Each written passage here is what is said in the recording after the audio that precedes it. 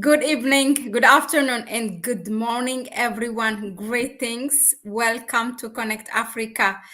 Here we are again on our daily session where we analyze things that are happening in the continent with Kwame Gonza. And today we are here to talk about these issues, or this topic doesn't seem to end. Dangote's oil refinery in Nigeria. We have already, in less than 2 weeks, we have made two programs. And again, there is a report that's coming that came today.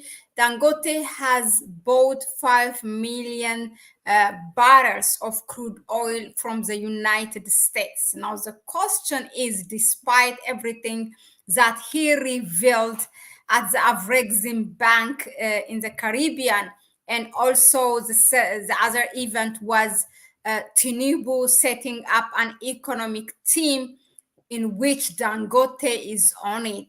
Despite all this, the sabotage against Dangote's oil refinery continues. Now, it's not just that, we are like selectively to talk about Dangote, but a lot of these kinds of things happen in the continent, and this can be a good mirror or a good example analyzing this, will help us to understand. Now, without further ado, welcome, Kwame.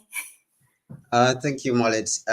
I think it would have been important if you show our friends, our supporters of this channel, the article itself. I think they can have a look at it, and of course we'll show them a couple of other things which we want them to look at, which are very important. So once again, I just want to welcome everyone on the channel, and I'm happy to be here. Thank you for being part of this journey, which we are on, of exposing, colonialism in all its tactics and, hiding and its operations. Because one of the things which Nkrumah mentioned in his book Neocolonialism, The Last Stage of Imperialism, where he provides a full analysis of the workings of imperialism, is that the best way to defeat imperialism is to expose it whenever we get a chance. And that is what we are trying to do on this channel, to show you and break down some of the hard, what you would call the hard meals, the meals which are the analysis which were done by people like Dr. Kwame Nkrumah. Some people, of course, they find his analysis, which he did, very difficult to understand and to digest. So that is what we try to do here, with giving you some examples, some concrete examples of what is happening today. So, and today's analysis is one of those that we are showing you. We want to attempt to show you how imperialism works, and so that you can see it in real time. Okay, in your lifetime, you see it in your lifetime. And of course, Nkrumah showed other ways of fighting against it, and of course, maybe this will convince you to support our channel because we are fighting for Africa's interests. And also, maybe it would convince you also as a person to take action to be able to help to save our continent in one way or another. With that being said, I want to welcome you once again on this journey. And Mahlet, thank you for putting this together quickly. It is very important that we understand what is going on across the world. Thank you so much. So there's a small link there. There's a small arrow going downwards. If you point it downwards, I think that piece will go down. On the right side, if you look at the right side, there is an arrow which points downwards. That's excellent. Excellent. Okay.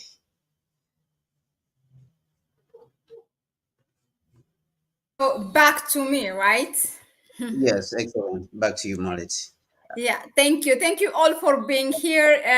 Quick shout out to Greta and CNS. Thank you. And more, I think, more of them will come, because we don't want just to talk about this knowledge or information to, to a greater audience. But thank you again. Kwame, I mean, it will, I think, as much as it sounds a cliche, but again, it is, as much as it's a cliche, it is also important to clarify this. Look, help us to understand. Now, Nigeria has a crude oil. In fact, it is the richest of the continent. If I'm mistaken, please correct me. Why should Dangote should buy this crude oil, should import this crude oil from the United States or anywhere else? Why he cannot buy from Nigeria? Of course, last time you told us how, you know, the government has only less share or maybe no share in this natural resource, and how it is owned by the multinational companies. But even then, how, I mean, it just it leaves me speechless. Why should he import from outside? Yeah. Walk us. So yeah. So this problem, of course, starts with colonialism. That is why we always tell Africans to pay attention. We appeal to Africans, pay attention to history, because we did not just drop here where we are. And we have people who want to oversimplify things which are very complicated, and they just come around and say, oh, it's about democracy and this and that and that. Then when you go and vote democracy, everything will be okay, everything is done. All right. Or it's about the IMF giving you a loan, and then that is it, you are done. But things are much more complicated than that. Our friends, and you saw that Dangote himself said that the mafia in the oil industry is stronger than the drug dealers. Okay. Now, what if we examine what mafia was this that Doctor? I mean, what mafia was Dangote talking about? Who are the mafias that Dangote was talking about? When you go and examine the mafias which Dangote was talking about, you see that he's specifically talking about the top dealers in Nigeria's oil industry. And I'll give you a little bit who are the major players within the Nigerian oil industry. Mahlet, maybe this one you can remove it. It's okay. Yeah, so it's important to understand from history, because the oil industry opened way back in the 1950s, 1955. That is when countries started getting licenses to extract oil from Nigeria. All right. And that's around the same time where countries were getting their independence. Interesting. Yes. Huge deposits of oil when they were discovered. These countries and these corporations decided to sign contracts in Nigeria and get a share of the Nigerian oil industry. And those companies originated from certain imperialistic countries. Now, what Nkrumah attempts to highlight in neocolonialism, the last stage of imperialism, and most of his work, most of Nkrumah's work is highlighting the complicated relationship between the colonial state and the colonizers after they left here, that they were transforming themselves into something else. Okay, this colonialism was being transformed into a new form. Okay, and whereby this would allow them to continue the relationship which they had with their colonies. And that means that they wanted to continue to preserve the gains which they were having, or the benefits they were having during slavery and colonialism, and that is the process of continued exploitation of the people.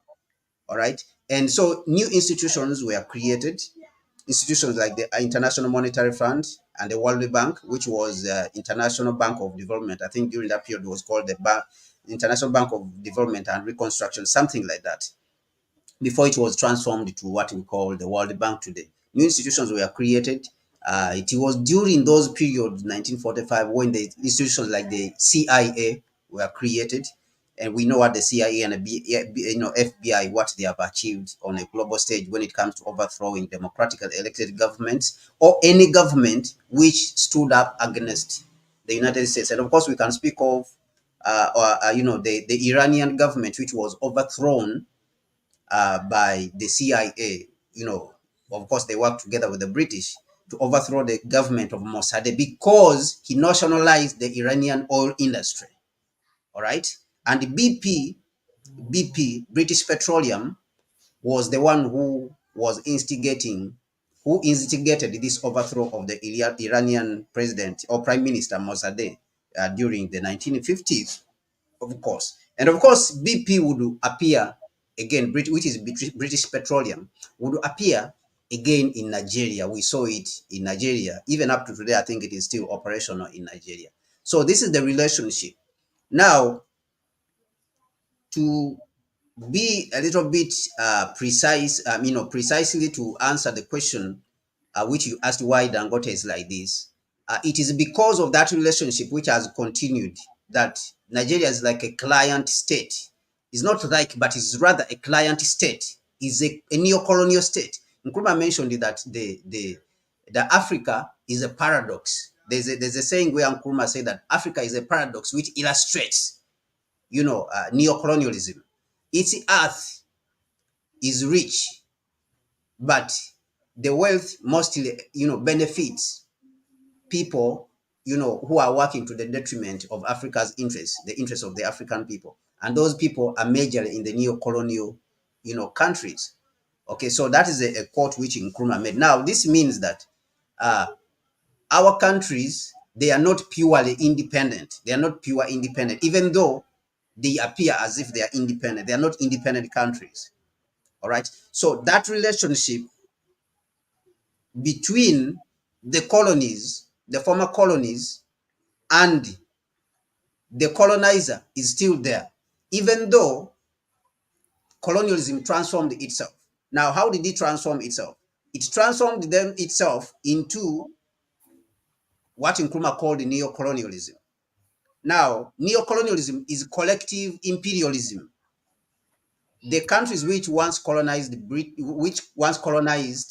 the countries like Britain and France and all these countries, German, now they relinquished control, the individual control of these countries, and they went into collective imperialism, whereby the United States, who emerged as the most powerful country after World War II, or the British, whatever you want to call it, the British, tribal wars, the United States emerged out as the most powerful because it did not fight, or even if it fought, of course it fought, but it came late when the Soviet Union had already won the war. Now, the United States emerged as the leader of the imperialistic camp now. So they started practicing collective imperialism.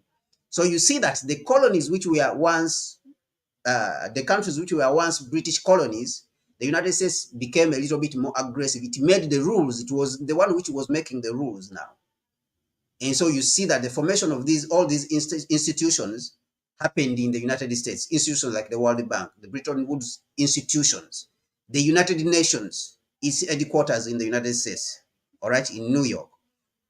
And in 1949, they formed the NATO, North Atlantic Treaty Organization, which we spoke about yesterday. And those people who have not watched that video, you should go back and watch that video, which we did analysis yesterday, of what is going on with NATO, North Atlantic Treaty, NATO as an organization, as an aggressive, of course, as a neo-colonial organization. So now when you look at what is happening is that these countries now, we are trapped into a relationship with these collective imperialism. The collective imperialism now came through the IMF and the World Bank, and that is what is going on up to today.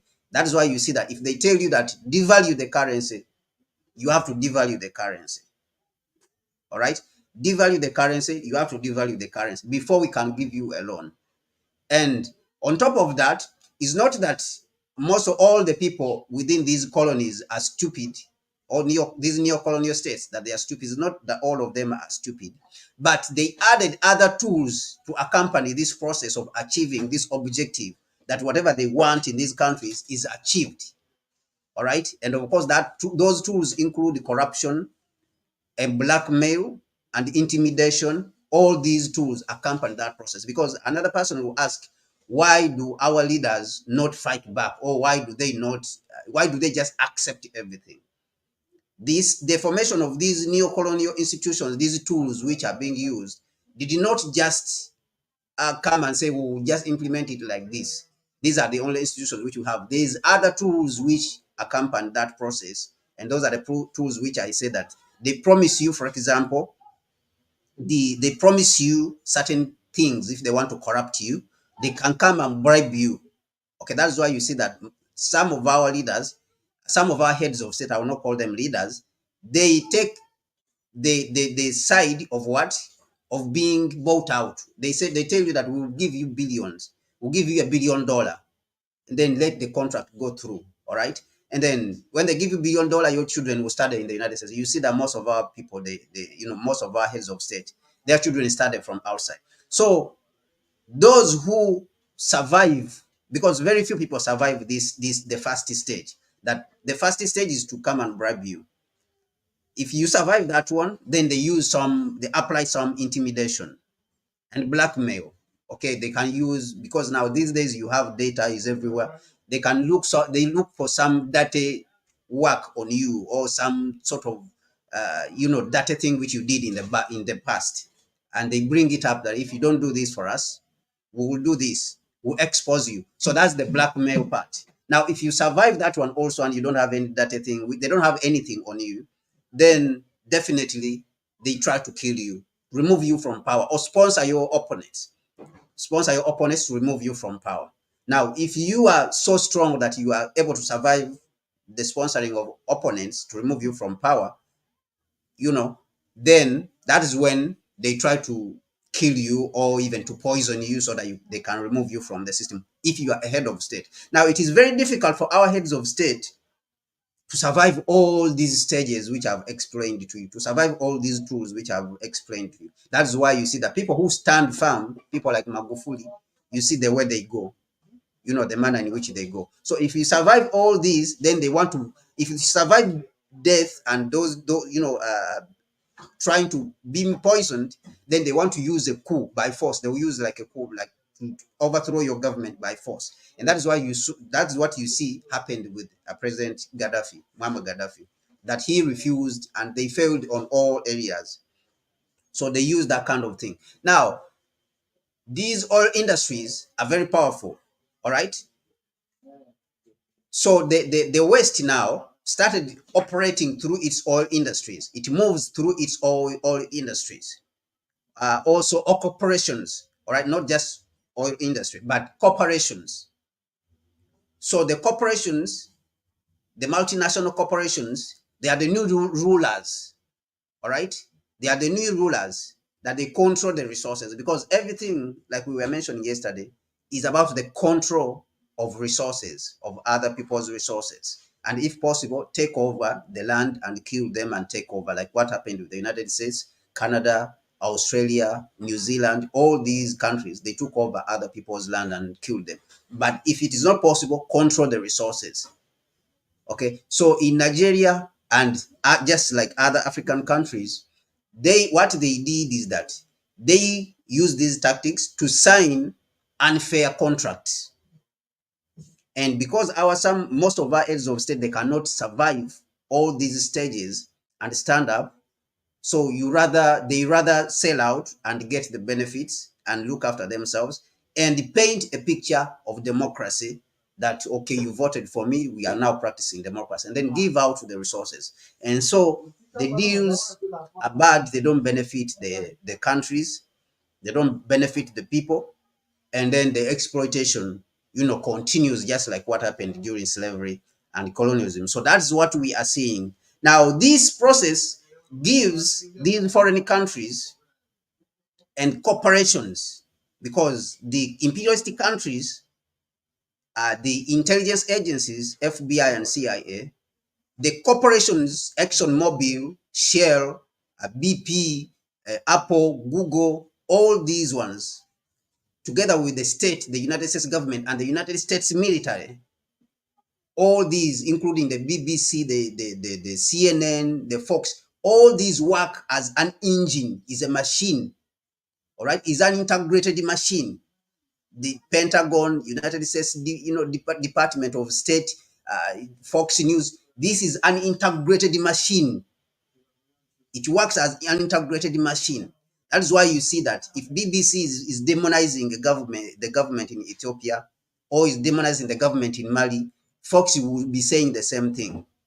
All right, and CNN will be saying the same thing. Fox will be saying the same thing, because the people who organized these institutions are the same people, and they are operating in an integrated manner. So it's the same thing with these corporations. They will say that there's a lot of democracy, and the American presidents will visit and stuff like that. They will be visiting Nigeria and saying the Nigeria now is a grown democracy, is the beacon of democracy, like what they say in Ghana. But when you look at the economy, they have taken over the economy and they control the economy, and then they are calling you that you are the beacon of democracy, because they have taken everything. Now they use their media and all this, and they paint the people. So they sign, all these corporations, they sign unfair contracts, and you find that the country is left as a beggar. The government remains as a beggar. The government, which represents the people, because it is elected to represent the majority of the people. But you find that they signed bad contracts. A regime, they can even have a dictatorial regime, and the dictatorial regime will sign contracts. And then another regime will come and it has to continue those contracts and say you cannot change them. And when it comes, when a new leader comes, they of course tell him, he goes to Britain, he goes to the US, whatever it is, Brussels, Washington, and they brief him that you cannot change those contracts. Why? Because the corporations are strong. Look at Shell, for example. Shell alone, as a company, as a multinational company, is worth more than $200 billion. Its market capitalization, the assets it has as a country. Now, if you look at the GDP of your country, it's a small, look at a country like, for example, Ghana. It's a very small country with around $70 billion. So this, it cannot compete with just one corporation, just one multinational corporation. Now, Nigeria, it cannot compete with corporations which are in Nigeria. How many are they? There is ExxonMobil, is a giant. Is a break, is part of the disintegration. ExxonMobil is part of the disintegration, and Chevron, which was Standard Oil of the United States, which was built by Rockefeller. The two of them, ExxonMobil and Chevron, they are present in Nigeria. These are American companies. Now we have Shell, also very rich. You see, we have Total of France, also very rich. Now these are the corporations which are present in Nigeria. All of them combined, or even if you pick just two of them, they are much richer. All right, they are much richer than the Nigerian government. So they can do anything they want in the country. They can sponsor any opposition which they want. All right, and they work with their governments where they are coming from. Like ExxonMobil, which came to Nigeria way back in the 1955, before even Nigeria got its independence. ExxonMobil belongs to the United States. All right, Chevron belongs to the United States. Is from the United States, of course. Egypt, Eni, which is from Italy. Eni is from Italy.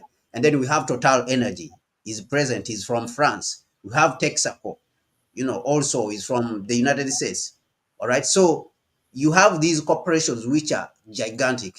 Now they own the oil in Nigeria, according to the contracts which were signed.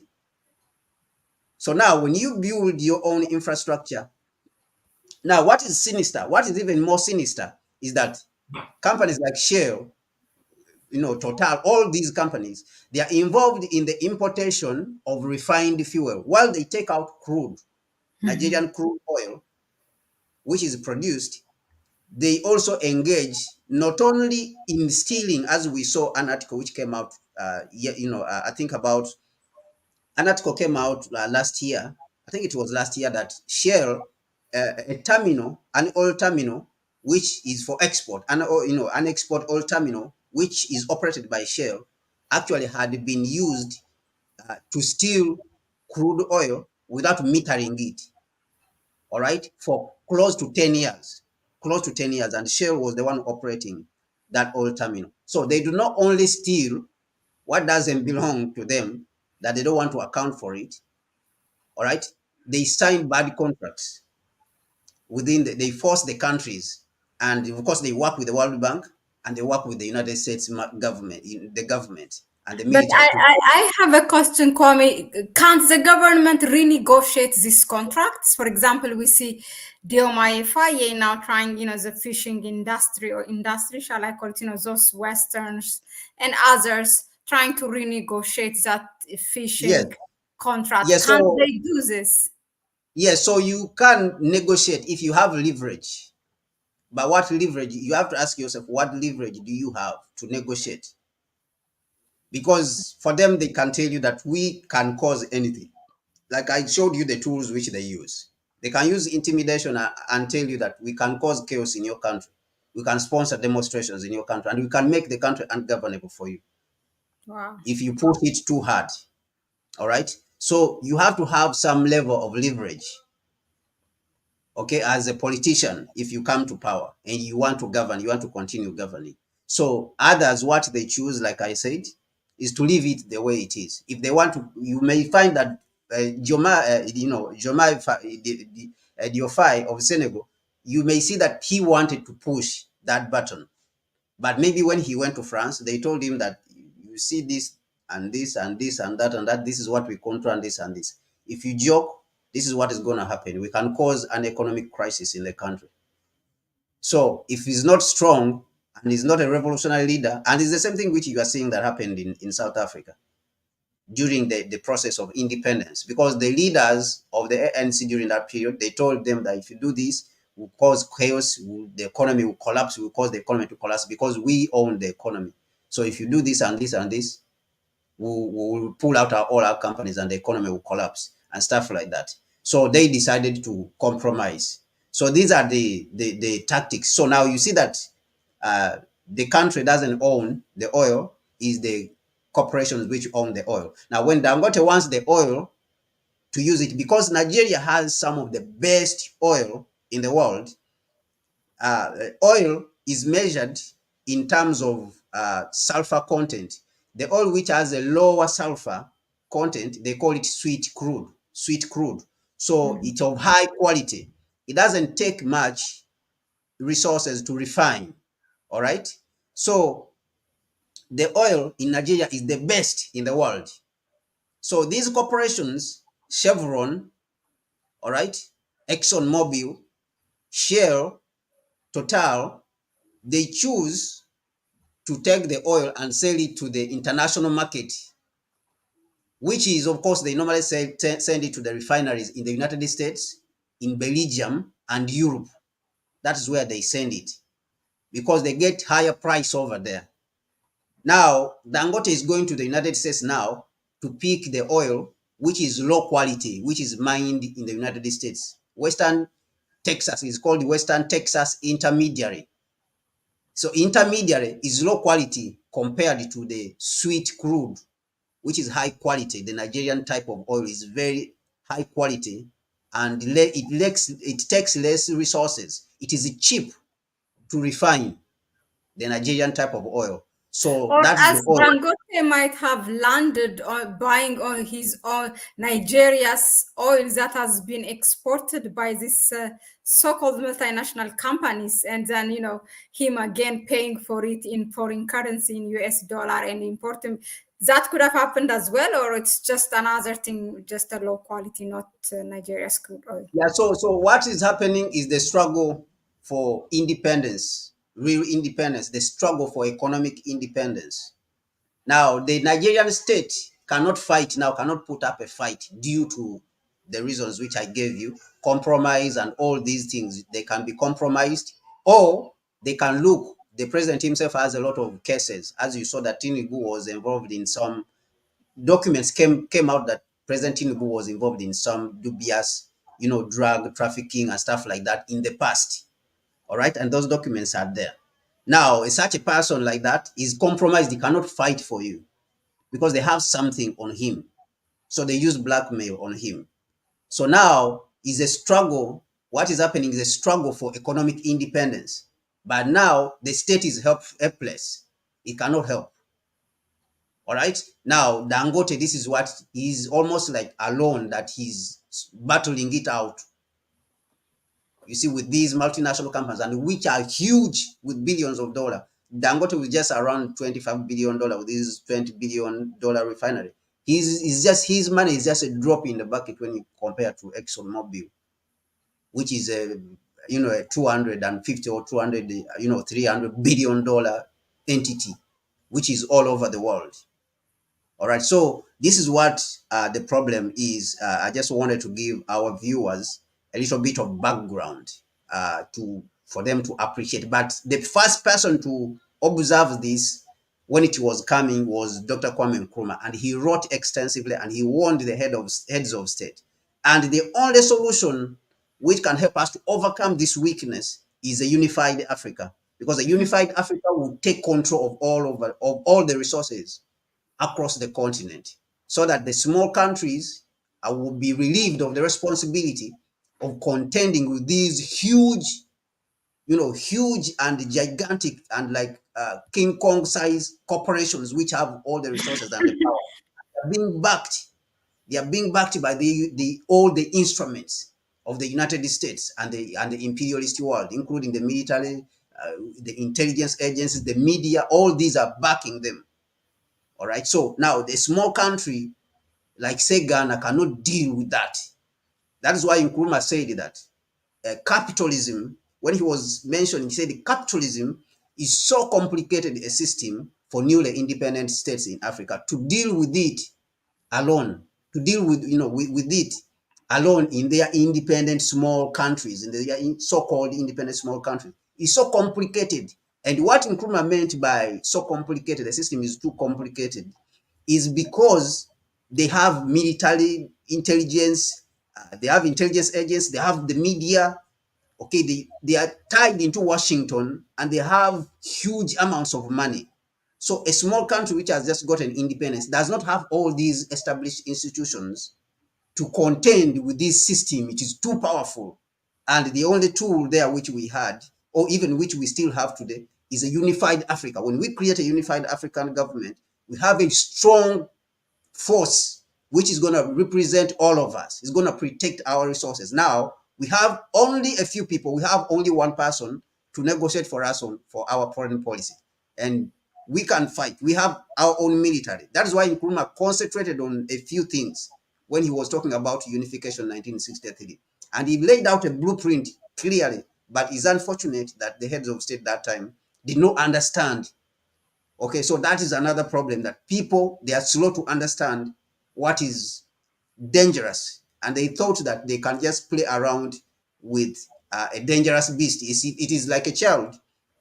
You have children, and the child wants to play outside where there is a lion.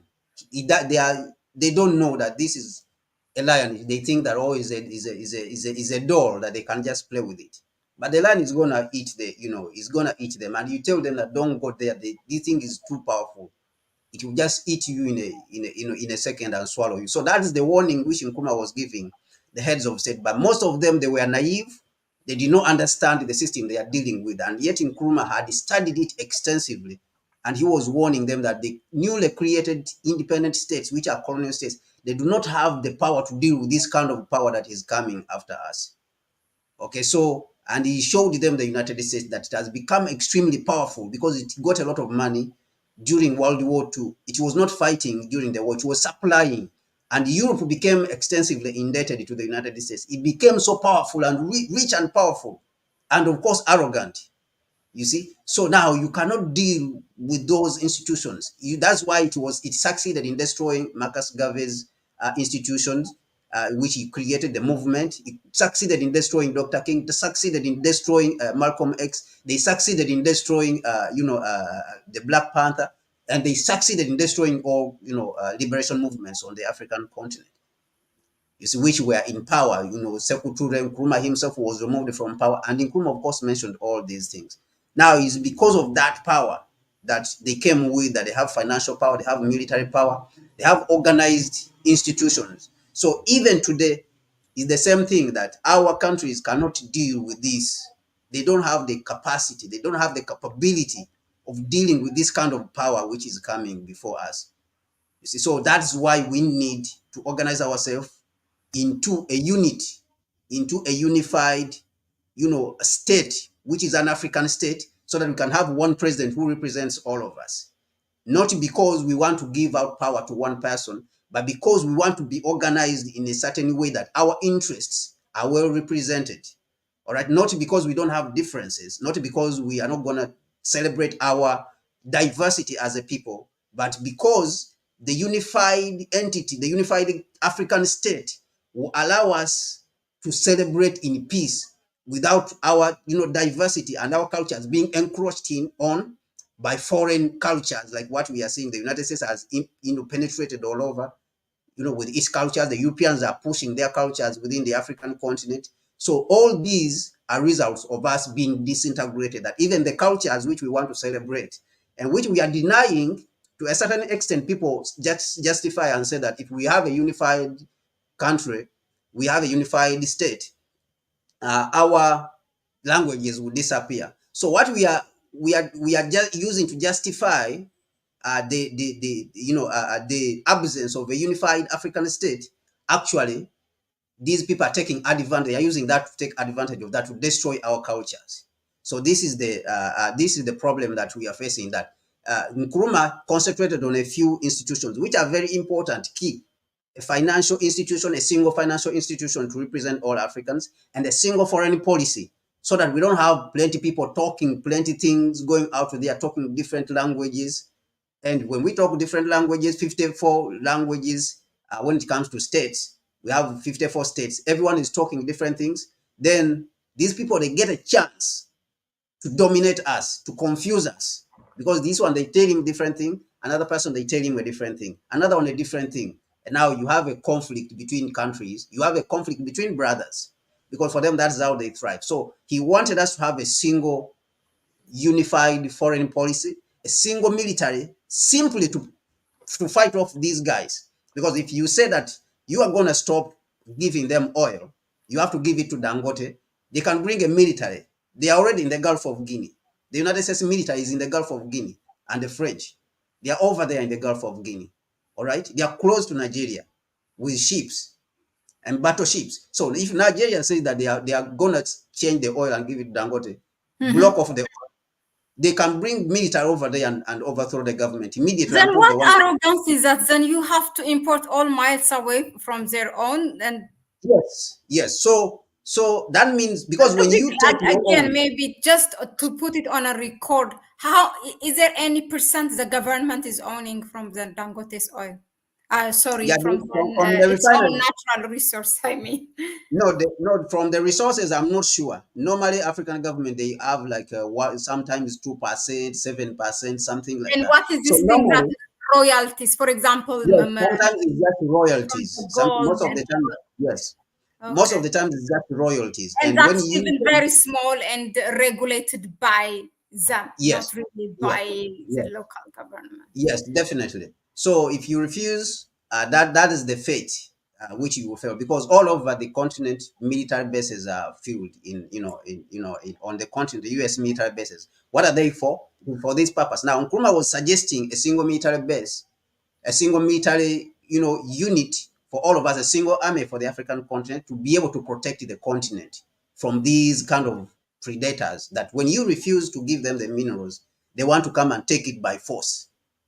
But it's also good to bring, maybe you will give an explanation for it. So the deputy at the Dangote oil, what he said is that, they accused this, all collectively, what you have listed them, the Chevron, BP, Shell, and all of them, they're just known as the international oil companies. Okay, so there, when Dangote wants to buy his refinery or oil refinery, they say they inflate the price. That's how they put them out of the market, and leave no option for Dangote but to import. So So yeah, it's absolutely a tactic. It's a tactic, yeah. and it's a coordinated tactic between the IMF, and them, and of course the United States, because they want Dangote's money to go to the United States. You see, they don't That's want that money to stay in yeah, Nigeria, the because it will make the arrogance. place richer. All right, it will make the people rich because you are using your own resources. This is what is called the value addition. So it is a coordinated tactic. It is not an accident. It is a No. coordinated, it's an absolutely coordinated tactic. So that is what is basically happening. Can you give us, so that it helps us, it brings more of a wider African perspective, countries who are facing same challenge like this, who have it in terms of, it could be crude oil or other natural resources, but who are facing same challenges as we speak in the So continent? I think I've picked out, I'll pick out basically Ghana Mhm. is also in the same situation. There's an article, I don't know whether you have the ability of pulling it out, Mahlet, which showed Ghana and how much it is gaining from its, how much it has gained from its crude since the last 10 years of production. Do you have access to that article? Can you send me the link on the private chat? Okay, so we have Ghana itself has been in this kind of difficult situation that for the last 10 years of oil production, an economist and a political risk analyst in Ghana, actually called Dr. Theophilus Achempong, came out and disclosed that since Ghana started producing oil in 2011 till today, okay, they published this article in 2023, which was last year. Ghana, they say, of course, they say this, that according to his research, Ghana's oil industry has generated over $31 billion. That's what he said in 10 years. In 10 years of production, 31 billion. But Ghana as a country only earned 6.5 of the $31 billion. Wow. 6.5 is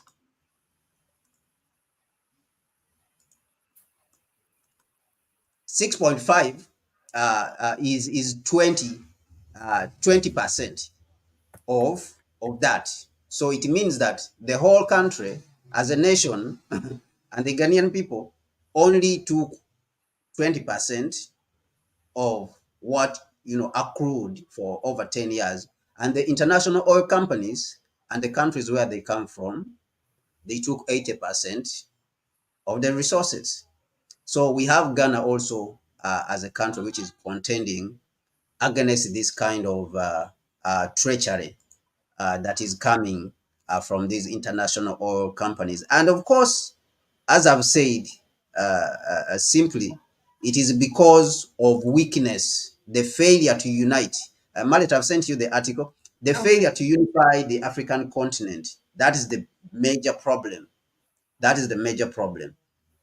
So the failure to unify the African continent is the problem. If we are able to unify the continent, then things will be easier for us. We will be able to fight back. But now we cannot fight back in small states. And of course, painfully, a lot of people justify the existence of these small states, which are very dangerous, and they are the ones which are the source of the agony that is going on. Our small states, uh, many other people, of course, what they justify and say, if the small states have failed to solve their problems, then how will they be able to solve the big problems in a united Africa? So that is the normally the justification which people have, one of the justifications which people have. But the thing is, the vision was not looking at micro level. We were looking at the macro, African macro level, at the problems which are facing the continent from outside. As you are seeing, in 2021, uh, a document came out, a report by the United Nations, which said that Africa is losing close to, and of course in the report they quoted $89 billion, but is the figure is close to $100 billion, close to $100 billion every year to illicit financial outflow. Now this report tracked where the money is going, and they say that the money is going to Europe and the United States mostly, and is by multinational companies in the mining sector, especially, and of course the financial institutions, the multinational financial institutions. Now, this tells you something, that a small country like Ghana, it cannot fight these corporations, like we said, and therefore, that's why Nkrumah was proposing a bigger solution, which is a unified government, a unified African government, a government like China.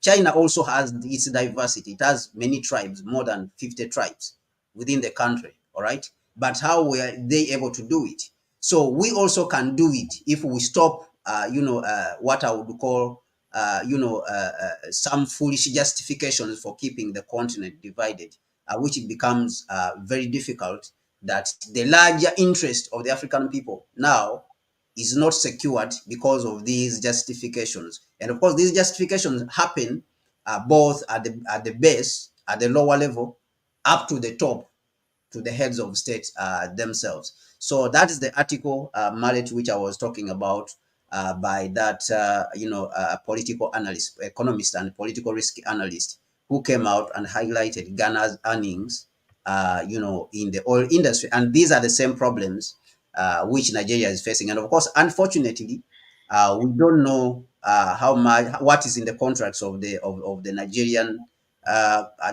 Nigerian state, and what kind of contracts it has signed with these companies. And of course, most of these contracts are hidden. Even they hide them; they don't want the public to know what is To in know these contracts. exactly.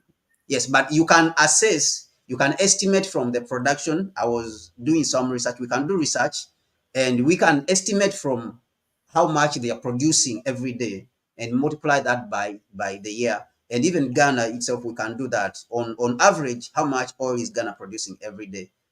We can say, okay, is it 150 barrels per day? And we multiply that by the average price of crude oil price during that period of the year, and we know the price. And when you calculate for Ghana itself, you can see that it is more than the $31 billion which they are saying. But these contracts are normally hidden by these ruling people, the people who are in the heads of state, whoever it is, the ruling class, because they benefit from it.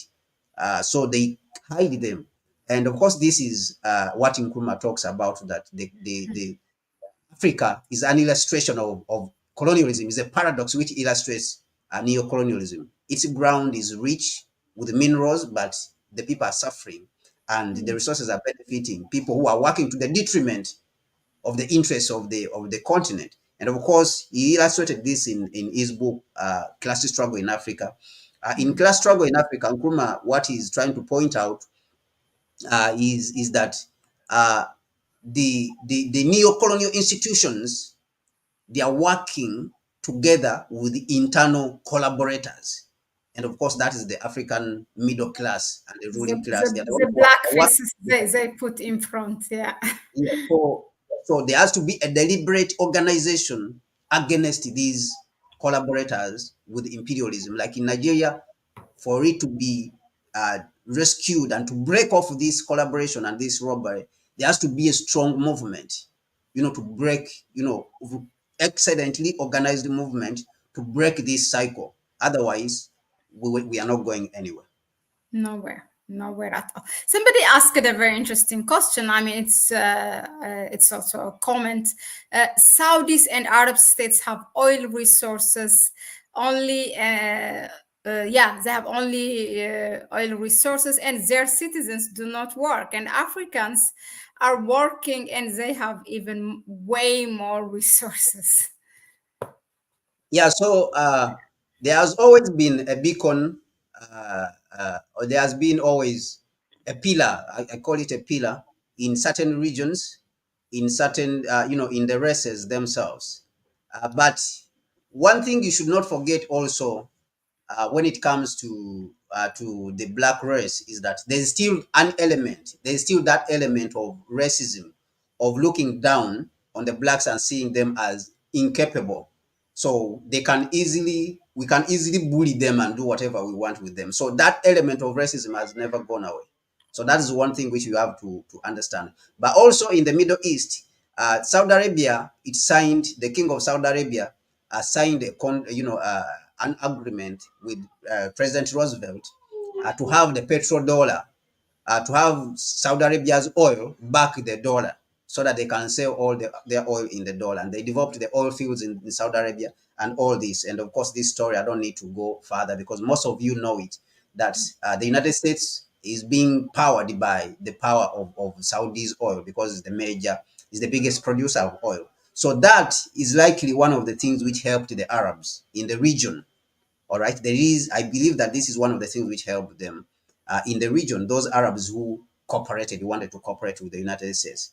But in Africa, there was still that element of despising, and it's still even existent today, as you see even at the United Nations, that our heads of state, when they are speaking at the United Nations, the room is empty. The Europeans and whatever, they don't come. So the element of racism, don't underestimate it. It is still there, and it was there, ever since when we were removed from slavery. When we fought, ever since when we fought against slavery and defeated it, and then we fought against colonialism and defeated it. So there is that looking down on us is still there. That is why we mentioned here that the analysts, even when they are talking on TV, they don't respect blacks. They kill them anywhere where they want in the United States. And even on TV, they point it out blank that the Africans are those groups, the ICCs for them, those are the outcasts of the world, you see. So that element of racism is still there, is still existent. And all of it is from weakness. Once you put yourself in a position of weakness, then you cannot protect yourself. That's why I said Nkrumah saw the solution being the United States of Africa.